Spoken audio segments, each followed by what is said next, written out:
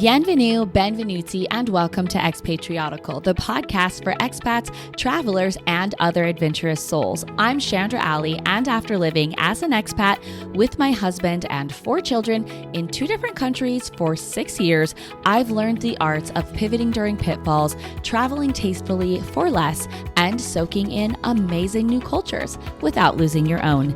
Join me as we dive into the joys and challenges of travel and the expat life in every episode. Hey everybody, so if you read the title of this episode, A Year in Review and My Favorite Episodes, you might be thinking, Chandra, why are you doing this episode now instead of for the 1-year anniversary episode or maybe the episode afterwards?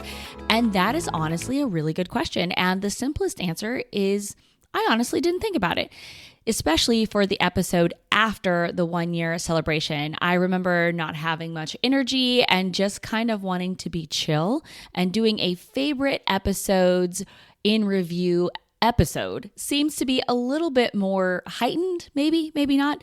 Like, I actually am a little bit embarrassed because I am not a person that likes to pat myself on the back in front of people, but this is just more so to share with you which episodes I feel like were some of the funnest for me to do, or the ones I hope were the most helpful or informative for you. And I would honestly like to hear what you feel like have been the most helpful episodes. So if they are some of the same episodes that I mentioned, great, let me know. Or if you think I missed one, also let me know. You can do that by emailing me at hello@expatriotical.com. Hearing from you in general is amazing, but hearing what episodes or which episodes you've liked the most can help me come up with more content that is similar or can be equally or even more helpful. But before I get into my favorite episodes, I kind of want to take a look back and talk about what this year has looked like for me. First of all, I kind of kicked things off before I had anticipated I would. My hosting company, which is called Buzzsprout, and which I highly recommend if you ever think you want to start a podcast, they have an entire free online course, which is thorough and super informative and fantastic. And I've even had to contact them, and their customer support is wonderful. But anyway, when I was watching the courses on how to start a podcast, they said not to wait around, just to kind of dive into it, because they found that a lot of people, when they were trying to make everything perfect and planned for the perfect day, they ended up delaying 6 months or more and not even ever publishing an episode. And since I am a recovering perfectionist, this resonated with me. So after I made the trailer for the podcast, which I published on January 23rd of 2024, I got an episode made, and then I just kind of did it. And then I had decided that I wanted to publish an episode every week. And so then I kind of had to keep doing it. Don't get me wrong, I was enjoying it and still am, but none of my other daily life things went away. I still had and still have 4 kids, ages 5 to 10 at the time, now 6 to 11 to take care of. I still have a house to run, bills to pay, school things to help with. You get it. So learning how to manage all of that, plus this new venture that was taking up 6 to 9 hours of my time a week, and sometimes quite a bit more than that, was definitely a juggling act. And it still can be at times. If I need to produce extra episodes to go on vacation, since my kids are out of school for 2 weeks every 6 weeks, that can be challenging. Or with the work that I was doing with the website that I just launched. But overall, I really enjoy it and it brings me a lot of joy. And I really, really hope it's helping all of you. But yeah, there were definitely obstacles over the year. For example, the first time that I discovered that one of my microphones, which had so sweetly been given to me by a friend of mine for my 40th birthday, because she knew I was interested in starting a podcast. So she got it for me as an encouragement, and it really did prompt me to dive in. So thank you, Maha. But I discovered that it did not connect with my recording interface, which I had purchased for doing in-person interviews. And I discovered that on the day of my very first interview, which I did with my friend Cece. And I know it sounds like I was procrastinating, but I really wasn't. I had opened up the box, I looked at everything, and I just kind of missed that. And I also discovered the fact that my interface didn't talk with my computer because my computer was so old. And I hadn't figured out why. And anyways, long story short, but you can listen to episode 5, Language is Key with Cici Arellano to hear more. And when you do, you'll kind of hear the fact that we ended up having to do a Zoom call in my house with her in one room and me in the other, which pulled or took up too much bandwidth from the Wi-Fi for both of us being on a Zoom call in the same house, and caused her audio especially to cut out here and there and be kind of tinny and pixelated. There was also construction happening in the apartment above me at the time, so it was kind of a mess. But Cici was such a great sport and such a great support, and it all worked out fine. Another big challenge was to figure out what I would do once we got to the summertime and my family and I went to America. Thankfully, I feel like God hit me with a brainstorm idea and I decided to do an interview series. So I did a bunch of interviews before the summer and got them all edited, and I was able to release them while we were gone and even when we were back in France, but we're in Lyon for an Olympic soccer game. And in the fall, the next big thing that came was when I decided that it was time to have a full-blown website and began working with a developer to help me with that. Because if I'm honest, I'd actually tried before, and the website that you see now is the third attempt and the third purchase of a website template. Let's just say that WordPress had changed a lot since I had a blog years back, and I no longer knew how to do anything, apparently, on WordPress. So hiring my web developer was the best decision that I could have possibly made, and he was amazing to work with, whether that was here at home in France, having late night meetings with him online, or early morning meetings in America over the Christmas holiday break. There was also the ton of research that I did trying to figure out how I should, or which option I should say, of e-commerce site I should choose or go with, and then building the Expatriotical store on PayHip, which was my final choice. And that pretty much leads us to today. I'm proud of myself because there are so many more details than that, and I could have thrown them in there, but that was the very condensed, at least for me, since I'm long-winded, version of the first year of the podcast. Okay, before I jump in to the quasi 10, because a couple of these episodes are interviews and they're part 1 and part 2 that I did with the same person, but let's say 8 to 10 episodes that are standouts for me, I kind of want to give you some statistics that I get from my hosting company, Buzzsprout, about all of you that are listening to the podcast right now. And I'm going to be honest that I know that due to VPNs, these statistics are a little bit off, but here are the places that people are listening from.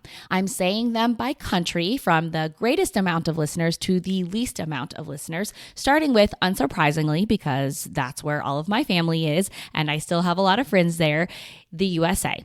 Then France, the UAE or United Arab Emirates, Germany, the Netherlands, Ireland, Canada, Italy, Russia, the UK, Austria, Spain, Australia, Israel, Sweden, India, and Saudi Arabia.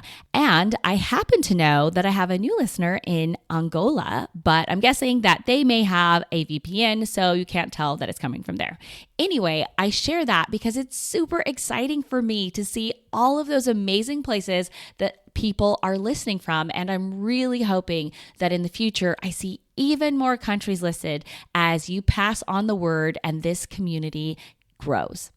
Okay, now for my favorite, or we can at least say most memorable episodes. As a caveat, I pretty much would want to list all of the interview episodes because I got to sit down and have great conversations with dear friends and even my husband, Chris, and my kids. But then I would have a really big list, so I'm not mentioning them all, but I am mentioning some of them. My first favorite episode is actually episode 2, Redefining Trailing Spouse. And the reason for this is not because I did an excellent job. It was obviously only the second episode I'd ever produced, so it might even sound a bit rough, but it's because I tackled something that was really important to me, and that was talking about and attempting to rename the term trailing spouse. I didn't even know about that term until I had been an expat for a couple of years. And when I heard it, I was absolutely disgusted because it was disrespectful, disempowering, and denigrating. So I did my best to set about renaming it and really thinking about this issue. I've since found that some people call us accompanying partners, and the most commonly used term is expat partner, but I still like CIP, or completely irreplaceable partner, as the long version, because I feel like it bestows the importance of what my position is. And I would liken that to, just as a CEO is integral to a company, a CIP is an integral role to an expat family. My next favorite episode I've already mentioned, actually, and that's episode 5, Language is Key, with Cici Arellano. It's not only a favorite because we overcame the obstacle of having major technical difficulties with equipment and internet, and I was able to get it edited moderately well to try to get all the sound quality to be reasonable, but also because Cici talked about something that I really believe in, and that's how important it is to try to learn the language in the country that you are living in. She shared her experience of learning Mandarin when she moved to China and how helpful that was. And I have found the same. The more French that I'm learning here in France and the more Italian I learned in Italy. The more that I learned, the more I could get to know the people around me, the more I could serve in my community. And that's something that means a lot to me. The third episode of my favorites in this last year is episode 8, Man of the House, with Chris Buja. I love this episode for a couple of reasons. One, it was the first episode that I did with somebody that was not in the same country as myself. And two, Chris, who is a friend and former parent at the school where my kids go, offered a really great take on what it's like to be a CIP from the male perspective. My next favorite episode is episode 16, Pregnancy and Childbirth Abroad, with Abby Helms. I love this episode because it tackled a subject that is something that can be really challenging and scary to face as a woman, or in general as a family, when you're living abroad. And also, it was something that I had personally dealt with, but I loved getting her take on it because it was fresher than mine, and she had had twins, and it was just a lovely and encouraging and fun conversation overall. Okay, so here's the part where I kind of have a 2-for-1 deal. My next favorite episodes are episode 21, but more so episode 22. And that was my interview with Paris photographer Katie Donnelly. I mentioned episode 21 because that was the first part of the interview, but in episode 22, Fighting Cancer While Living Abroad with Katie Donnelly, Katie was really candid and really open about her experience. And I will be really honest to say that she is not the first expat that I have met that has fought cancer while living in a foreign country. And I just really appreciated her openness and her willingness to do the interview with me and try to help others. Katie was also the first person that wasn't a friend of mine that I was interviewing, and she had graciously met with me before we recorded just to make introductions and to get to know with one another. So I was really appreciative for her taking her time and sharing her story. My next favorite episode from last year was episode 31, Empowering Girls to Explore the World, with Donnie Below. This episode is really cool to me because it was the first time that anybody had reached out to me in regards to being on the podcast. I since have had that happen a few more times, but haven't felt like the things that the people wanted to talk about aligned with the podcast and with this audience. But I do feel like what Donnie offers to women definitely aligns with what I want to offer women, which is empowering them and encouraging them to travel and see the world. Now, this podcast isn't just for women, but Donnie's company does definitely focus on that. And the way Girls Guide to the World does that is by offering trips where you can book it as a solo person, but not go alone. And I also really loved hearing about the amazing places that Donnie had been to. The next episodes that are probably my all-time favorites so far is again an episode where I split an interview into 2 full episodes, and actually a bonus episode later, and that was episodes 43 and 44, International Amour with Heather Dawes. You guys, this interview was just so much fun to do. It was just an awesome conversation, and I laughed and teared up and had the chills, and I could not believe the crazy stories that my friend Heather had to tell.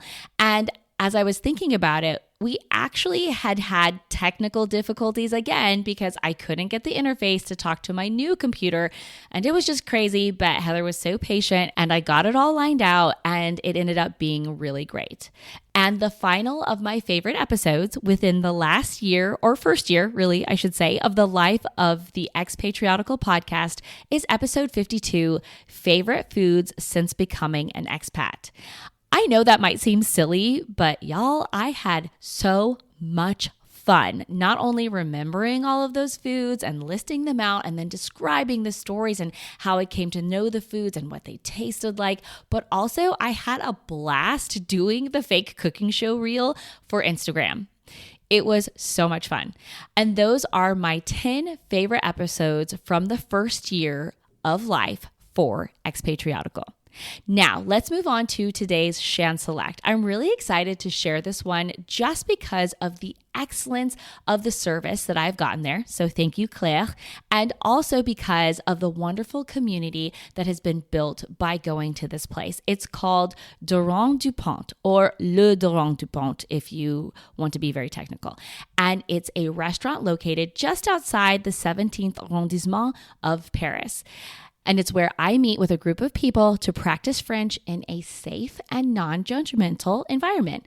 Every time we talk about a different subject, from favorite foods to favorite books to upcoming vacations, and we do our best to say as much of it as we can in French. While we munch on croissants or pain au chocolat, drink café au lait or a cup of Earl Grey, the ambiance of Durand du Pont, with its soft, warm lighting and its 1930s vibe, is welcoming, the company is wonderful, and the food is delicious. Even though I listed a bunch of breakfast things, the first time I ever went there was actually on a date with Chris, and we sat outside in their hidden terrace and enjoyed an excellent dinner. I will be sure to include Durand du Pont's website in the show notes, and as always, I am not an affiliate, just a fan. And now for a quote of the day. I found this quote because I was trying to find quotes about favorites, and though the quote says nothing directly about favorites, it's implied, and it does come from one of my favorite children's authors. His name was Theodore Geisel, but you know him better as Dr. Seuss. And he said, "To the world, you may be one person, but to one person, you may be the world." That's it for today, everyone. If you haven't yet taken the time to swing by my new website, please head over to expatriotical.com when you finish this episode and check it out. You can find links to all of the episodes, direct ways to contact me, and also the Expatriotical store. Have a great rest of your day, and I'll meet you back here again next week. Until then, this is Chandra reminding you to live and travel in the know with Expatriotical.